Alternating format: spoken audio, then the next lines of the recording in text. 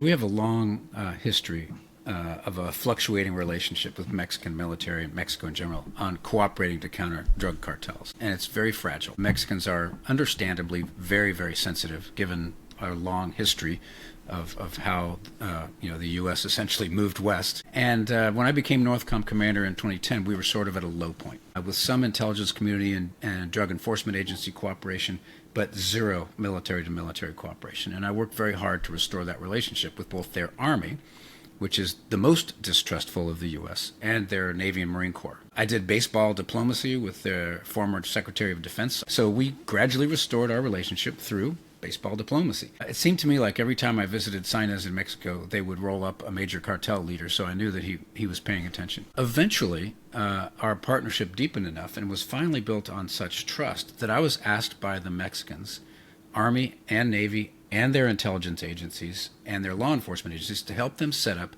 an intelligence and operations fusion center modeled on how our special forces operate. We did it, but we were largely thwarted by elements inside the U.S. government who did not like this at all. Welcome to Gray and Gritty.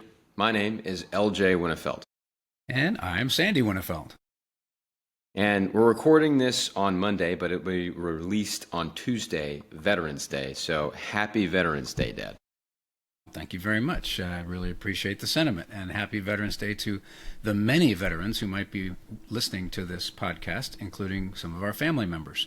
And LJ, before I forget, yesterday happened to be the 250th birthday of the United States Marine Corps. What a legacy of service. Congratulations to you and your fellow Marines on 250 amazing years. Now, it's incredible thinking about it. If you judge generations, which maybe is not a great metric to do it, but if you judge generations in 25-year increments, we're talking 10 generations of Marines or more that have carried this legacy, which is pretty amazing. But we saw an advertisement last night for the Postal Service, and it turns out that the Postal Service also turns 250 years old this year as well, before the country even existed. So it's awesome to see all of these. You had to have Marines be able to send letters to their moms. So come on. Well, we looked it up, and the Army was actually the first major organization to be created by the U.S. government, if you look at all of them. And then about a month later, the Postal Service. So, Lauren, my wife, and I were joking last night that, the Army started and they realized that they needed to send letters home, so they created the Postal Service. So there you go. That's for cool. Well, today we had a lot happen in the last week. Today we are going to briefly talk about U.S. strikes on Venezuelan boats again, touch on the possibility of sending U.S. troops to deal with cartels in Mexico, Iranian nuclear enrichment, and the lack of news that's been in that area over the last couple of months, as well as some defense procurement.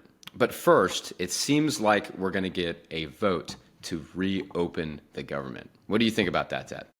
Well, it's not done yet. Of course, a few Democrats came across last night and decided to continue funding the government until the end of January next year. It was not unanimous by any stretch of the imagination among the Democrats. And there are still some uneasy Republicans out there as well. It's got to get re-voted on by the House, and that's a wild and crazy bunch. So it's going to take a few days for this to get sorted out. In the meantime, we're all going to be sitting on pins and needles regarding any airline reservations we might have, to say nothing of food assistance and the like. So another chocolate mess delivered to the United States people by our wonderful Congress. Yeah, I don't think that the government or Congress in general wants this to get to Thanksgiving where it could affect, millions of Americans' ability to see their families. But you're right. Right now, or feed their families, or feed their families. Feed their families, or have a paycheck for going on 4 pay periods for the hundreds of thousands of government workers. But the House does not have a reconvene date yet. I'm sure that if this gets through the Senate, they will bring everybody back quickly. But they've been on that extended recess for a long time now. But let's being nonpartisan, I'm not one to point fingers here, but it is a real disappointment. And the people who are supposed to be serving the American people who are unable to compromise with each other and get this kind of thing done before a lot of pain and suffering occurs. But anyway, let's move on. Yeah, well, we'll move on to action against Venezuelan boats and potential action against Mexican cartels. across the border. First, the War Powers resolution expired. Its 60-day authorization expired earlier this month on November 2nd. What exactly is the War Powers resolution? Well, what it does is it starts a timer once the president submits, or frankly is required to submit, a 48-hour report from introducing forces into quote-unquote hostilities, which kind of has a rough definition. A 60-day limit begins with a possible 30-day safety limit for a withdrawal. So what we mean by hostilities in general has been taken as the introduction of what we call crew-served weapons into some location, another country. And that's the threshold for having to declare war power. So LJ, a crew-served weapon is what? Yeah, a crew-served weapon is essentially what we call a medium machine gun. So you talk about a M240 machine gun, you talk about a 50 caliber machine gun. It's really anything that requires more than one person to operate. And typically those are higher caliber weapons. So it's not, a Navy SEAL on the ground with an M16 or an M4 or whatever they're using nowadays. But it is a weapon system that requires multiple people to effectively operate. And what that makes me think of immediately when you say crew-served weapon is a ground-based force. It doesn't mean necessarily strikes from the sky or from a sea-based platform. It means, no kidding, troops on the ground. Well, that definition was sort of arbitrary, crew-served weapons, and it was put into place before drones really were a thing, right? And now you have to ask yourself, well, is a Predator drone launching a Hellfire missile a crew-served weapon, or does it rise to that threshold of war powers? And what if it happens in international waters? So a lot of open legal questions here. You can drive a truck through it, which is exactly what the administration is doing. Yeah, and of note, there is some precedence for this, because I know during the Obama administration, the air campaign in Libya exceeded 60 days, and it was the same kind of argument that it was not technically hostilities due to that, I'm assuming, due to that same definition that we're talking about now. And we had no troops on the ground. What, continuing on with the War Powers Resolution, what it does is it, by day 60 or 90, if you have that withdrawal, operations have to end unless Congress authorizes them via a declaration of war or special, specific statute. More specifically, what it does not do, and we can talk a little bit about this, but it does not authorize force or funding on its own, which is key. No automatic stop if the clock is disputed. So if there's a, argument about what hostilities actually means, it doesn't, flip a switch and cause or force the administration to stop hostilities. And there's no clear definition, like we said, or enforcer. Hostilities is not precisely defined, technically, and the courts rarely police it. Congress has to act in order for it to stop. It's not an automatic default thing. So Congress actually has to take an action to force the executive branch to stop hostilities, which I think is key, particularly when you have a Congress that struggles to keep the government open. Yeah, and on Thursday, the Senate actually failed to pass a resolution that was supposed to block the administration's strike. The vote was 49-51, and Senators Rand Paul of Kentucky and Lisa Murkowski of Alaska were the only Republicans to support it. The rest of them went along with the president. Now, my understanding, though, is that the Justice Department is very forcefully stating that the War Powers Act does not apply here because no troops are in harm's way. And I think they'd probably add that everything's being done in international waters. The spirit of the act is that if it goes beyond law enforcement and into the use of actual combat force, and remember, the administration is calling these people terrorists, as in narco-terrorists, Congress wants to have a say, or at least previous Congresses. This one's so pliable that I can't say they would agree with that. They pretty much go along with anything the president says. Yeah, I think there are a lot of other things that Congress is focused on right now, frankly. And like being reelected? Yes, like being reelected. I think there are some, congressmen and women that are focusing on SNAP benefits, health care, things that matter for everyday Americans. But I do believe that they're a lot more focused on winning political points to be reelected, I don't think that a lot of Americans see this as a a hot button issue. I don't think that middle of America is going to get up in arms about, the war powers resolution and whether or not it's being violated, because it does not really affect them on a day-to-day basis, especially in this oversaturated information environment that we live in nowadays. Yeah, exactly. Well, meanwhile, while all this is going on, NBC reports that the administration has begun early and detailed planning to send U.S. troops and intelligence officers into Mexico to target cartel leadership, most likely via drone strikes. Mexico's president publicly rejected the idea this week, saying it's not going to happen. So whatever is being explored in Washington still runs into a pretty serious sovereignty wall in Mexico City.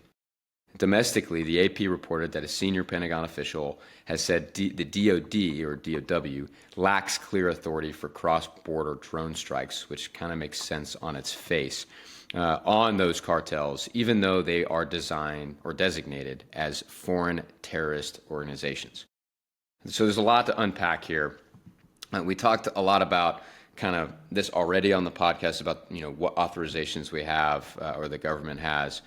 You were the commander of a NORTHCOM and developed a really strong relationship with the Mexican military in your year there. Do you have any kind of sense about how the Mexican military might be thinking about a possible deployment of U.S. troops or drones? Is it something they would welcome if it was done in the right way to combat these cartels? Or is it, the complete opposite of, stay completely away from us. We've got this under control. We don't need your help.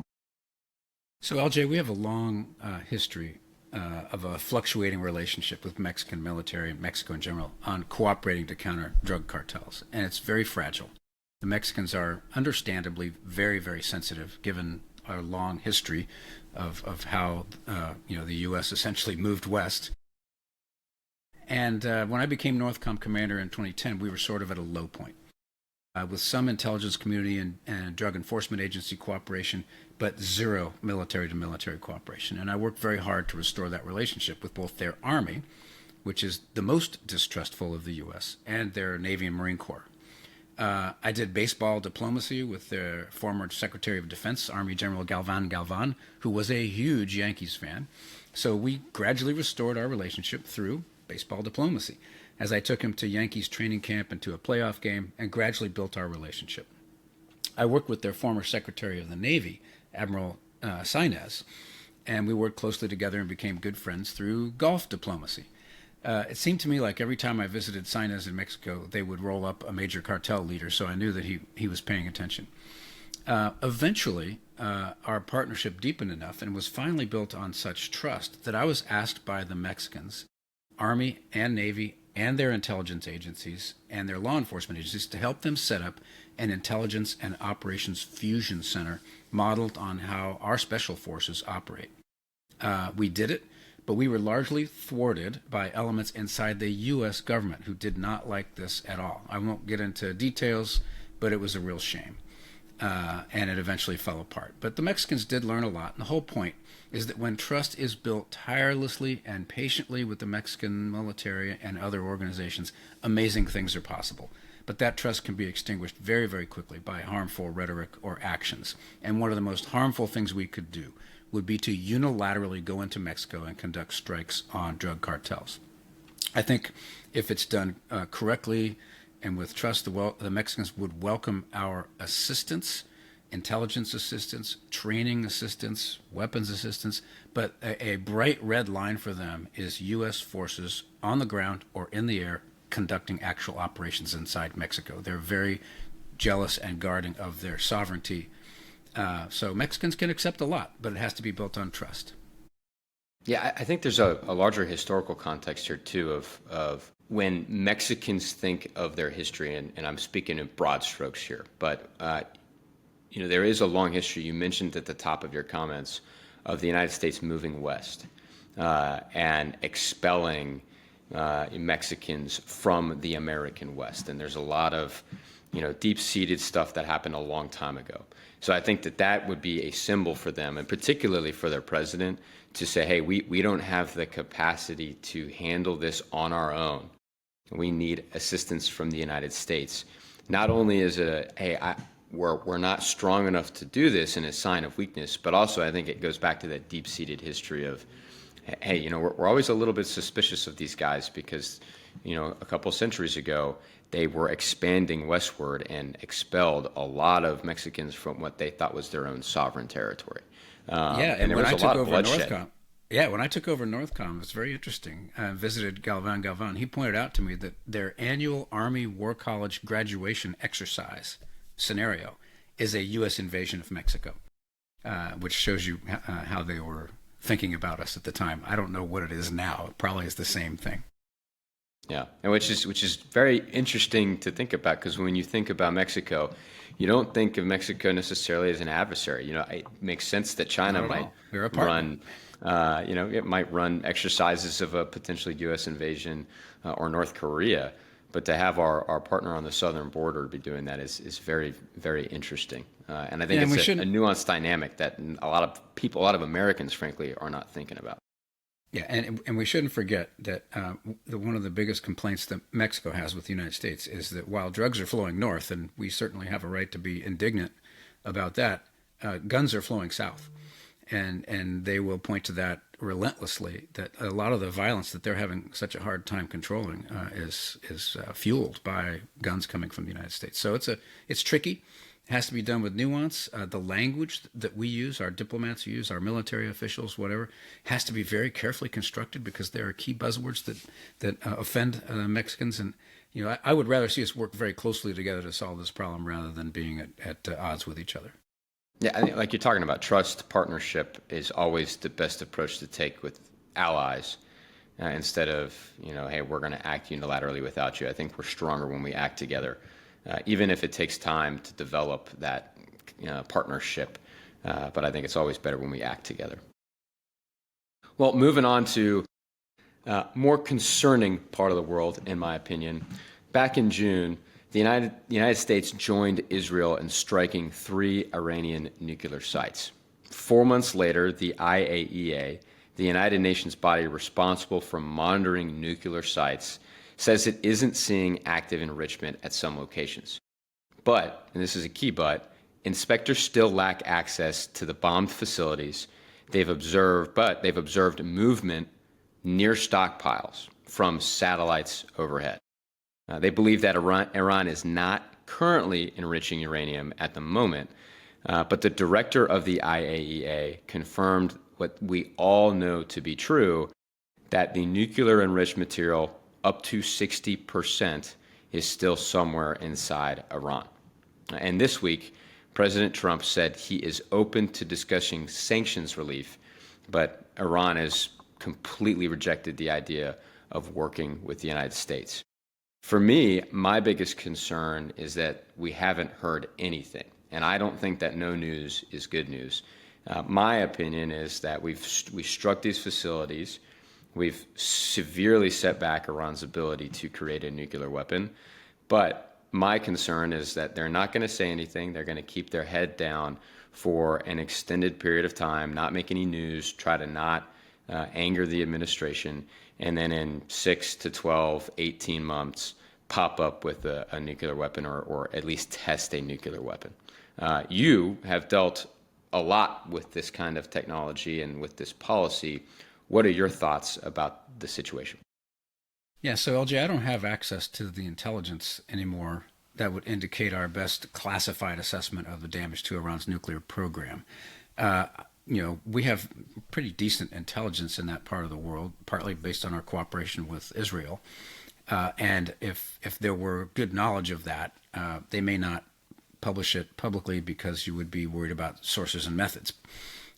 So we don't know whether that 60% enriched uranium, 400 kilograms, around 800 pounds of it, it's still in Iran, but we don't know if it's buried under dirt and dispersed or whether it was successfully removed by the Iranians before those strikes occurred. I would probably bet on it having been removed, but it was in multiple containers. It's not something you just put in a pickup truck and drive away with.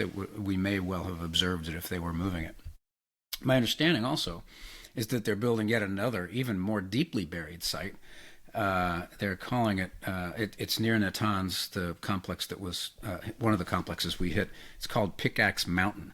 And again, it's even deeper than the Fordow site that the U.S. hit this fall.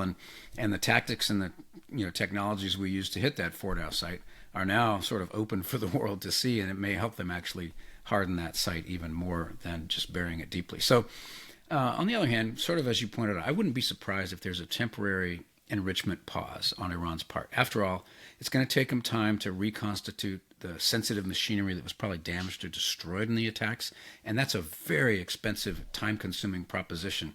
And Iran, frankly, is not doing very well economically at the moment to be able to do that. Nor would I be surprised if they've dispersed their program. Lots of little centrifuges all around the country, although that's very difficult to do. And I would also say they're thoroughly penetrated by Israeli intelligence, so I think we would probably have a good feel on that. The key thing is that a threshold has been crossed.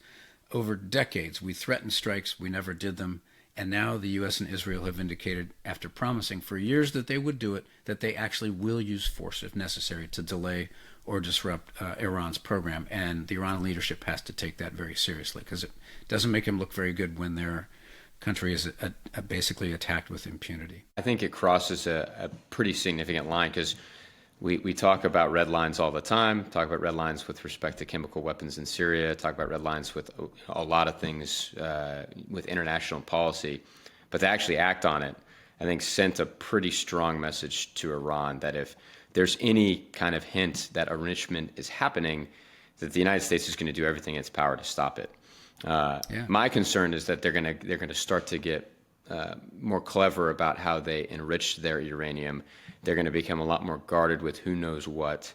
I think that when you have this deeply, and you can correct me if I'm wrong, but if you have this deeply penetrated intelligence apparatus within inside Iran, and you've used the techniques and procedures that you were going to use to strike the facilities, you've kind of played some of those cards. And it's once you've played them, it's hard to get them back or to have the surprise to be able to limit their enrichment capability in the future. And so seeing all of those things, Iran might be able to harden some of those areas, both with respect to foreign intelligence penetration, but also, as you're saying, the actual, no kidding, infrastructure on the ground that's designed to enrich material. Yeah, one thing we can be certain of is that Iran will continue to be sort of deceptive and evasive about the extent of their program. My favorite line from any novel I've ever read comes from a book called Samarkand by a guy named Amin Malouf. It's a great book.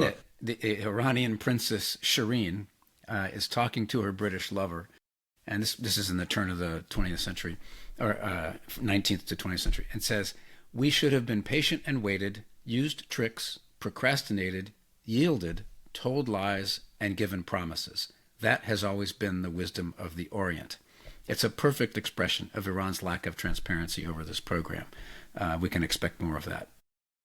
Do you think that the offer of sanctions relief will ever be considered by Iranians, by Iranian leadership?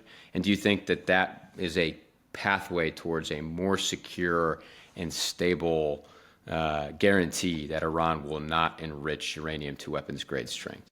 I don't think sanctions relief is necessarily the only thing that Iran wants. They want some sort of a guarantee that they won't be struck again. And that's just not going to happen. So the economic pressure will continue. Iran will continue to, be the source of all trouble in the Middle East, basically. But I don't see the sanctions relief being the magic key that opens the door. And again, you can count on them being deceptive, even in the midst of sanctions relief and restored IAEA access to certain sites and all that kind of stuff. It's a game that keeps on being played. Absolutely. I think sanctions are only effective if they are targeted, and you have a country that is not going to cooperate, no matter what. I do think that the primary people that they are designed to hurt, the leadership, to try and coerce them into making a decision that favors, what the United States may want. The leadership is typically not the people who are hurt by sanctions. The people who are hurt by sanctions are the everyday Iranians who find it harder to buy groceries, who find it harder to get the things that they need to actually survive and live a prosperous life, which is an unfortunate consequence of sanctions. I am not advocating that we remove sanctions from Iran, but I think it's important to understand the nuance there of, if you are sanctioning people, sure, it's not great for the leadership either, but the people who are really hurt the most are the people themselves, not the leadership. Yeah, and then it's easy to subvert or circumvent sanctions in some ways. And of course, Iran has only cemented their relationship with Russia in terms of providing Russia weapons for use in Ukraine. And that there's something else flowing back in the opposite direction. So as I like to say, it's a chocolate mess that's going to continue. We shouldn't expect a sudden, wonderful resolution of this problem anytime in the near future. Absolutely. Well, the last thing, and another bit of news this week, Secretary of War Pete Hegseth gave a major speech about defense procurement, in which he announced key changes to the system. I know that you have some thoughts on this. Tell us a little bit about it. Yeah, it's pretty interesting. He gave the speech on Friday. It may be the most substantive speech he's given so far. I'd much rather listen to that than some of the other things that have been put out there. But some of the things he pointed out, ditching what we call the JCIDS program, which was the Joint Capability Development Program that I participated in as the vice chairman, which was very carefully and well designed, but actually grew a lot of hair over its lifetime. And I 100% agree that it got over bureaucratized. I fought this system really hard when I was the vice chairman, trying to take things that would last a year down to a month, if we could. Requirements documents that were 320 pages long, built by contractors who were only happy to take the money to build those documents and cutting them down to no more than 20 pages. So we tried to get a lot done then. He also created so-called portfolio acquisition executives that are supposed to have more power over program development and execution and streamline the whole process. And as I said, defense acquisition has labored under bureaucracy for far too long, and some of this is probably good reform work, and some was also already in work through the U.S. Congress. What remains to be seen is what really happens. How do you change such an entrenched system? And some people will resist it, and in some ways it's just hard to change over time, because there are certain things that do have to get done. You have to develop quality weapons, you have to make sure they're tested properly, and that sort of thing. It also remains to be seen what happens to the defense industrial base. For a long time, the services have emphasized force structure, meaning platforms and numbers of troops, over weapons. And Congress generally only authorizes weapons purchases on 1-year timelines. So if you're a defense contractor and you're looking at this, why would I ever invest a whole bunch of capital into building yet, say, another assembly line for a particular type of missile if I only have a guarantee that it's going to be bought for another year? These are long-term programs that need to be sustained. So it's led completely understandably to industry exquisitely setting its capacity for low-rate production that the services requested because they were focused on force structure. And that's a system that needs to somehow be resolved. And I know the Deputy Secretary of Defense is working hard on this. He wants the defense primes to invest more of their own money, which is very difficult to find. He also needs to go after Congress and get long-term contracts, 5-7 years for these weapon systems, so that the industrial base can have the confidence to invest the capital that needs to be invested in order to get these weapons programs back on track. Now, the Defense Department's effort is well intended. We really do need more capacity. And so another method that he exposed on Friday is the so-called non-traditionals. He's going to send more money in that direction. There's, contrary to what some of those non-traditionals are saying, there still is a very important place in this for the traditional primes, but those non-traditional defense contractors are going to get a bigger slice of the pie because they can be more agile than the defense primes. So it's going to be interesting to see how this unfolds. To make that distinction, the primes being Raytheon, Lockheed Martin, General Dynamics, Boeing, General Dynamics, all the ones that probably are household names, and the non-traditionals being countries or companies like Anduril, right? It's the biggest one that comes to mind. Yeah, and those companies are the sort of mid-tier, if you will, are starting to grow into the realization that this isn't as easy as they're saying it is.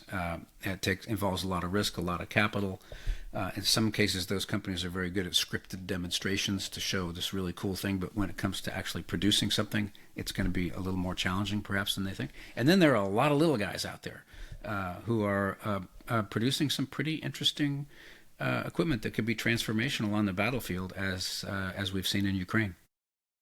Well, 2 points on what you just said. I think the first one is it's amazing to me that the timeline is 1 year for weapons.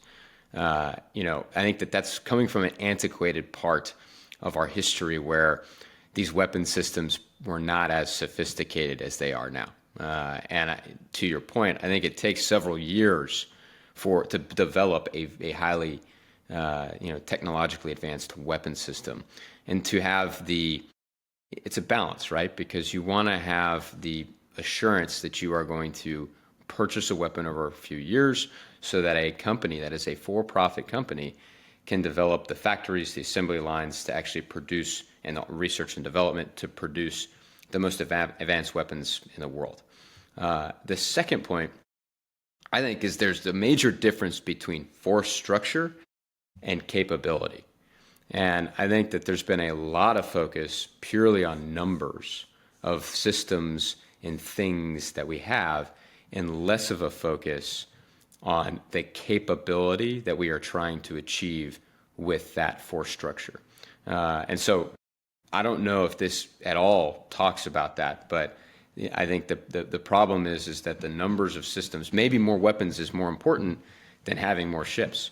Maybe having a smaller number of ships that have more weapons and more capable weapons, and employing those ships differently, and this gets into kind of a whole nother conversation, is more important than just, hey, we need a certain number of ships, to maintain our ability to fight as a nation.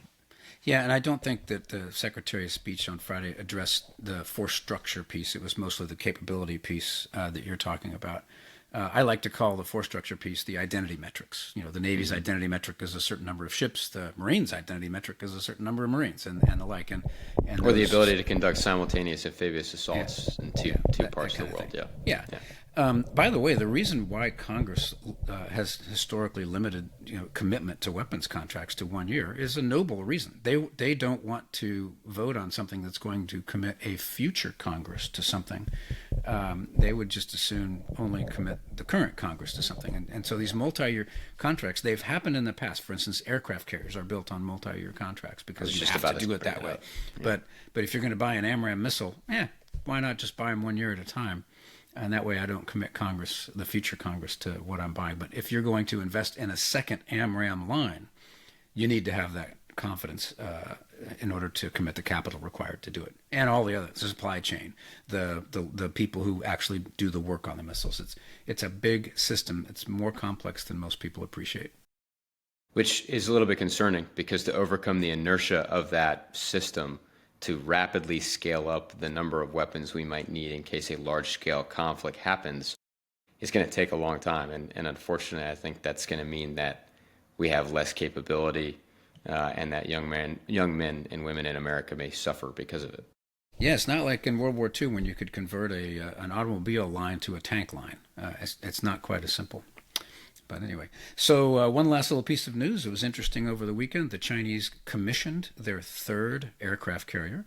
It's their largest one yet. Remember, their first one was a converted Russian aircraft carrier, which was a kind of a mess, but they learned a lot from it. Then they built another one. And then they have now commissioned the Fujian, which is their third carrier. And it's not nuclear powered like ours, which is an enormous strategic advantage when you put nuclear propulsion into an aircraft carrier. But, you don't buy aircraft carriers necessarily to defend your near abroad. You generally build them to project power further away. And China continues to build these things. So it's an indication of what they're thinking about in their place in the world. Absolutely. I mean, China has had a much larger presence in the Indian Ocean. They have a overseas military base in Djibouti, Africa. So I think that this is kind of a step, which is a little bit interesting, because their rhetoric has always been, we're just trying to defend our homeland. We're trying, they've made the claims to the 9-dash line in the South China Sea. They seem to be saying, hey, our number one goal is reunification of China, bringing Taiwan back into China, and defending our area.